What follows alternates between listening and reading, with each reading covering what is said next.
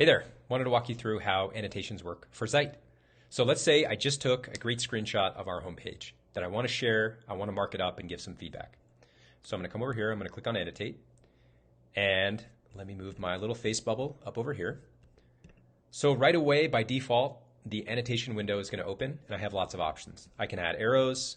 Let's say I want to point over here. I want to underline this heading. I want to add some text. Check this out. Maybe I want to circle just to, again, add some more emphasis. And I can add all sorts of great options for annotations. Let's say I wanted to crop out this header bar. So I'm going to do this and select that area. Done. Or maybe I want to redact, get rid of or hide or blur this text over here. And maybe lastly, I want to add some annotations. Some emojis or stickers. These are great for getting to the point, but also kind of having a little more fun. So this is all on the web.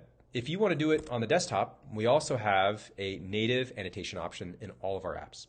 So you can take the content that you've captured and you can edit natively by going into the app, selecting the content and either doing the annotate option, or you can do Command-Shift-A, which is the annotate option. So hopefully that helps out for annotations. Thanks.